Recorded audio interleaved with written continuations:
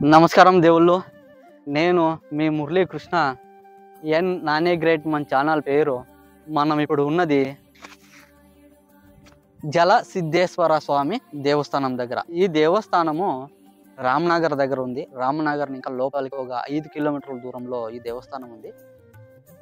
మనం ఇప్పుడు వెళ్దామండి. ఇక్కడ నేను వచ్చేటప్పుడు ఒకరు చెప్పినారు, ఇక్కడ తేనెటీగలు ఎక్కువగా ఉన్నాయి అని, చాలా హుషారుగా ఉండాలని చెప్పినారు, అంటే చాలా జాగ్రత్తగా ఉండాలని చెప్పినారు. ఇంకోటి ఏమిటంటే ఇక్కడ లోపల గుహలో గవి అంటాం కదా, ఆ గవి లోపల ఇక్కడ దేవస్థానం ఉండేదంట. నేను వెళ్తున్నాను, ఫస్ట్ టైము, ఎవ్వరూ లేరు ఇక్కడ. నేను ఒకనే అక్కడి వరకు వెళ్తాను. గవిలోకి వెళ్ళేకి వీలైతే వెళ్తా, లేదంటే రిటర్న్ వస్తాను. చూడండి, ఒక్కరు లేరు ఇక్కడ. చాలా అడవి ఇది, పెద్ద కొండ. చూడండి, ఒకే రాయి, ఇది పెద్ద రాయి. రాయి కింద జలసిద్ధేశ్వర స్వామి దేవస్థానం, ఈశ్వరుడు. వెళ్దామండి. చూడండి, మనము ఇలాగే వెళ్ళాలి. చూడు, మెట్లు ఉన్నాయి ఇక్కడ. ఎవరో దాతలు కట్టించింటారు, లేదంటే వాళ్ళ ఇంటి దేవుడై ఉంటాడు భగవంతుడు. వాళ్ళు ఇక్కడ లైట్గా ఇలా చూడండి కట్టించినారు. చూడండి, ఇదే మనకి ద్వారము వెళ్ళడానికి.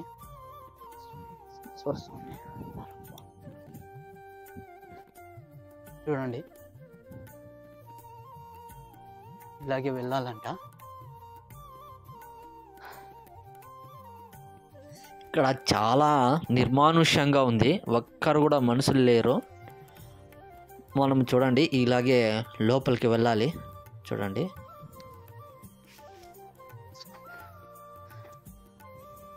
చూడండి,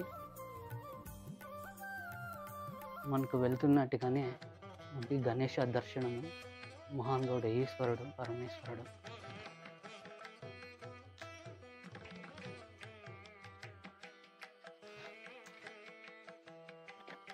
చూడండి, ఇక్కడే మనకు దేవుడు చూడండి ప్రత్యక్షంగా మనకు కనిపిస్తున్నాడు.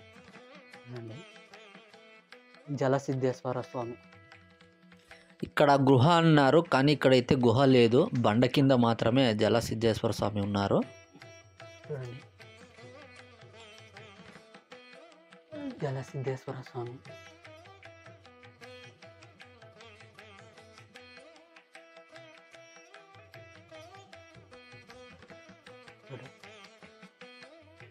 గణపతి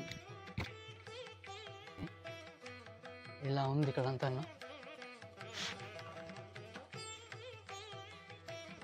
చూడండి, అంతా అడవి కాబట్టి అడవిలో మహానుభావుడు సిద్ధేశ్వర స్వామి మనకు దర్శనం ఇస్తున్నాడు.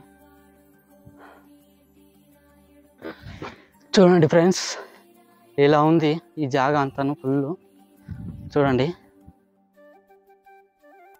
చూడండి, అక్కడ చూస్తే ఇది ఉంది, రంధ్రాలు ఉన్నాయి ఇక్కడ, చూస్తున్నారు కదా.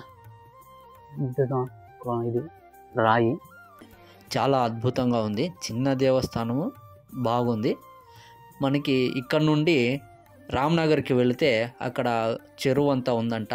చెరువులో బోటింగ్ అంతా ఉంది అని చెప్పినారు. అదే పడవ అంతా వెళ్ళి తిరగచ్చు అని చెప్పినారు. కానీ ఇక్కడికి వస్తే బోటింగ్ అనేది ఏమీ లేదు. చూడండి, పడవలు గిడవలు ఏమీ లేవు. ఇంతకు ముందు ఉండంట, ఇప్పుడు అన్నీ తీసేసినారు. కానీ ఇక్కడికి వస్తే చాలా ప్రశాంతంగా అనిపిస్తుంది. చూడండి, ఇదంతా పెద్ద బండ. చూడండి, ఇక్కడికి వస్తే చాలా ప్రశాంతంగానే అనిపిస్తుంది, చాలా బాగుంది. ఒక రోజు వచ్చి ఇక్కడ స్పెండ్ చేసి వెళ్ళొచ్చు, చాలా బాగుంటుంది. ఈ రామనగర చుట్టుపక్కల చాలా దేవస్థానాలు ఉన్నాయి. మనం ఇక్కడికి ఒక రోజు ట్రిప్ అని వస్తే చాలా అద్భుతంగా ఎంజాయ్ చేసుకొని పోవచ్చు మనము. రామనగర్ దగ్గరే మనకి చుట్టుపక్కల కెంగల్ హనుమంతరాయ స్వామి దేవస్థానము, రేవణ సిద్ధేశ్వర స్వామి దేవస్థానము, జలసిద్ధేశ్వర స్వామి దేవస్థానము, తర్వాత రామదేవర బెట్ట, రామదేవర కొండ అని అంటారు తెలుగులో. ఇక్కడ వచ్చి ఈ చెరువు, ఇక్కడంతా వచ్చి వన్ డే ట్రిప్ అని బాగా సంతోషంగా గడిపి వెళ్ళచ్చు. ఇక్కడ బెంగళూరు నుండి ఇక్కడికి 40 కిలోమీటర్లు అవుతుంది. మన ఛానల్ మీకు ఇష్టమైతే ప్లీజ్ సబ్స్క్రైబ్ చేయండి. ఇట్లు మీ మురళీకృష్ణ.